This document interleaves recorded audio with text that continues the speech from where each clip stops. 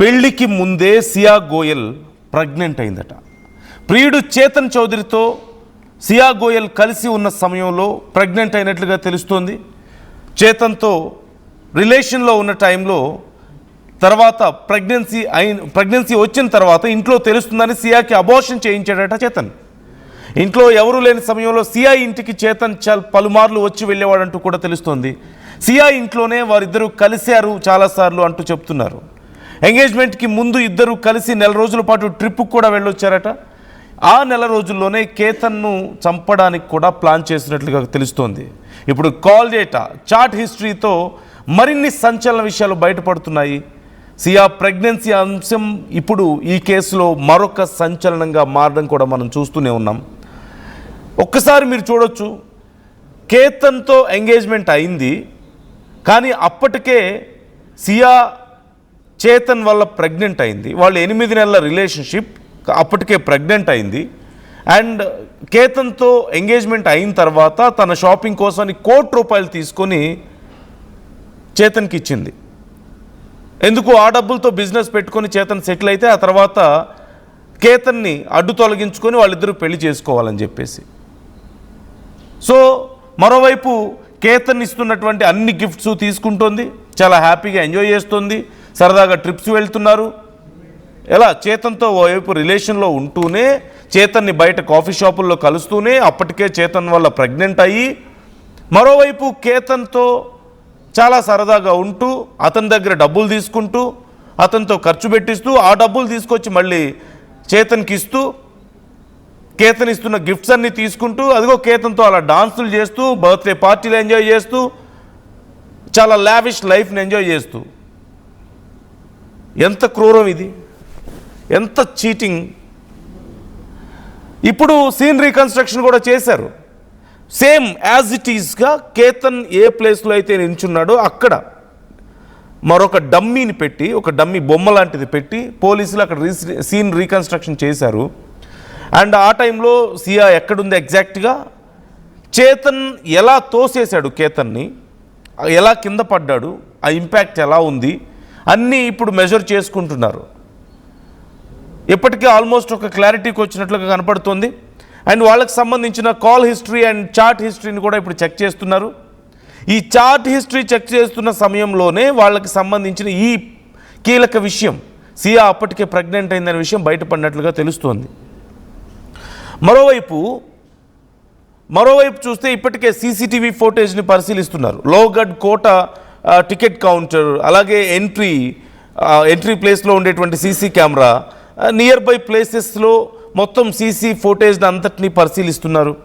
అందులో కేతన్ అగర్వాల్, సియా గోయల్ కలిసి వెళ్తుండగా కొంత దూరంలో, అంటే వాళ్ళిద్దరూ కేతన్ అండ్ సియా వెళ్తున్నప్పుడు కొంత దూరంలో ఒక హుడీ ధరించినటువంటి వ్యక్తి, మనం ఇంతకుముందు ఆర్టీవీ కూడా మీకు ఆ ఫోటో చూపించింది, ఒక వ్యక్తి హుడీ వేసుకొని ఉన్నాడు, అలాంటి ఒక విజువల్ కనిపించింది అంటూ పోలీసులు కూడా కన్ఫర్మ్ చేసుకున్నట్లుగా తెలుస్తుంది. That means he was following them as per plan. వాళ్ళిద్దరూ ఆ కోట మీదకి వెళ్తున్న సమయంలో వెనక హుడీ వేసుకుని అతను కూడా వెళ్తున్నాడు, కేతన్ గుర్తుపట్టకుండా. అండ్ అలాగే కాల్ రికార్డింగ్స్ కూడా చెక్ చేస్తున్నారు.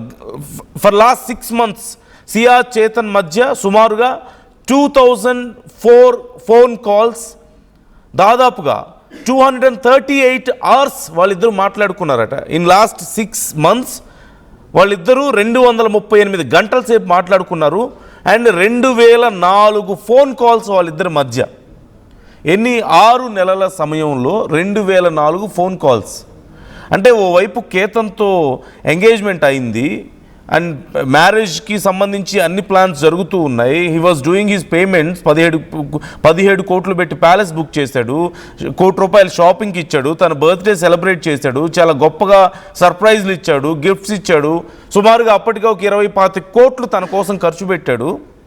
తనతోనే ఉంటుంది, ట్రిప్స్కి వెళ్తున్నారు. అండ్ మీన్ వైల్ మళ్ళీ వితిన్ 6 months 2000కు పైగా కాల్స్ వాళ్ళిద్దరూ మాట్లాడుకున్నారట. And they met several times and she's got pregnancy. And 238 గంటల సేపు ఆ డ్యూరేషన్ ఉందట, వాళ్ళ కాల్స్ డ్యూరేషన్. అంటే ఎంత బ్లైండ్గా కేతన్ సియాని నమ్మాడు అనడానికి ఇది ఒక ఎగ్జాంపుల్. ఇక్కడ తను ఎలా చీట్ చేసింది అనేది ఒకటైతే ఎంత బ్లైండ్గా సియాని నమ్మితే తను ఏం కాల్స్ మాట్లాడుతుంది, ఎవరితో మాట్లాడుతుంది, ఎక్కడికి వెళ్తుంది, ఎవరిని కలుస్తుంది అంటే వితౌట్ ఎనీ డౌట్ జనరల్గా తన పార్ట్నర్స్ ఎక్కడికైనా వెళ్తున్నారంటే కేర్ఫుల్గా ఉన్నారా లేదో చెక్ చేసుకుంటుంటారు. లేకపోతే if they feel something fishy at least cross check చేసుకుంటారు. కానీ కేతన్ ఎంత దారుణంగా యువతిని నమ్మాడంటే, ఎంత బ్లైండ్గా నమ్మాడు అంటే, ఇన్ని వేల ఫోన్ కాల్స్ ఆ 6 monthsలోనే మాట్లాడుతున్నావు, తన పక్కనే ఉండి ఇన్ని గంటల సేపు మాట్లాడుతున్నా, తాను ఇచ్చిన డబ్బులు తీసుకెళ్ళి కోట్లు తన బాయ్ ఫ్రెండ్కి ఇస్తున్నా, తన బాయ్ ఫ్రెండ్తో తను ప్రెగ్నెంట్ అయినా, అండ్ అప్పటికే 2 times they tried to kill him. 2 సార్లు. ఒకసారి జనం ఎక్కువ మంది ఉన్నారని కుదరలేదట అదే కోట దగ్గర, ఇంకోసారేమో అతన్ని తోసేసిన తర్వాత పైనుంచి తోస్తే ఏదో చెట్టు కొమ్మలు పట్టుకొని బ్రతికి బయటపడ్డాడు. అడిగితే నేను పాము ఏదో కాటైపోయింది అందుకే నేను తోసేసానని చెప్పింది. అండ్ స్టిల్ అతనేమీ డౌట్ పడలేదు. సో ఇన్ని జరుగుతున్నా సరే it's a blind love maybe. అంటే ఒక మనిషిని నమ్మడం తప్పు కాదు, ఒక మనిషిని ప్రేమించడం తప్పు కాదేమో, కానీ గుడ్డిగా ప్రేమించడం అనేది ఎంత పెద్ద తప్పో ఇక్కడ అర్థమవుతుంది. ఎంత పెద్ద తప్పో ఇక్కడ అర్థమవుతుంది. మీరు చూడండి, తను ఎంత గొప్పగా మోసం చేసింది అంటే, తనేమో గొప్పగా మోసం చేయడం కంటే కూడా కేవలం కేతన్ బ్లైండ్నెస్ వల్లే, కేతన్ గుడ్డిగా ప్రేమించడం వల్లే తన విషయంలో ఇలా జరిగినట్లుగా కనపడుతుంది. అది చంపడానికి ప్రయత్నిస్తే కూడా లేదు, నా గర్ల్ ఫ్రెండ్ నన్ను కాపాడడానికి ట్రై చేసిందని అతను నమ్మాడంటే ఎంత ప్రేమ ఉండాలి, ఎంత నమ్మకం ఉండాలి. కోట్లు ఇస్తున్నాడు, కనీసం నువ్వేం చేస్తున్నావు అని కనీసం ఒక మాట అడగలేదంటే తన మీద ఎంత నమ్మకం ఉండాలి. అంటే డబ్బులు అనేది తన ప్రేమ ముందు నథింగ్ అని చెప్పి అతను ఫీల్ అయ్యాడు.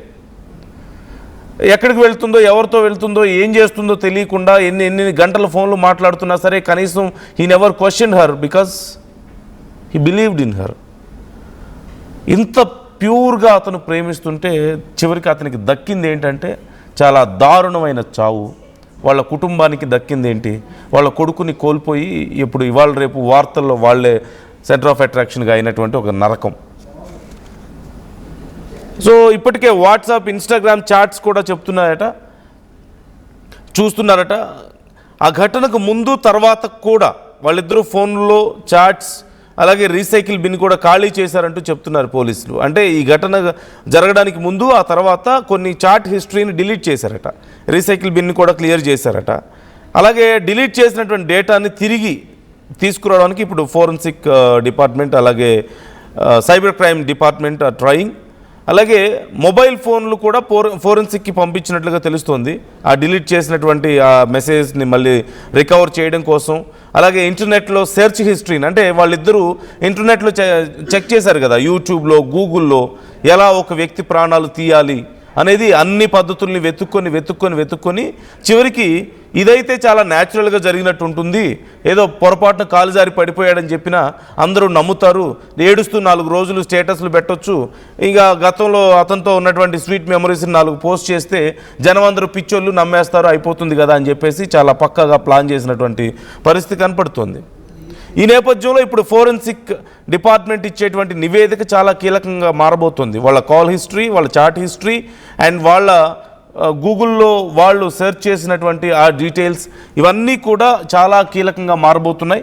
ఈ నేపథ్యంలో ఈవెన్ ఘటన జరిగిన రోజు ప్రాపర్ టైం లైన్ కూడా వాళ్ళు చెక్ చేస్తున్నట్లుగా కనపడుతుంది. ఆ ఘటన ఎలా జరిగింది, ఏ టైంకి ఎక్కడికి వెళ్ళారు అంటూ they are trying to get all the details.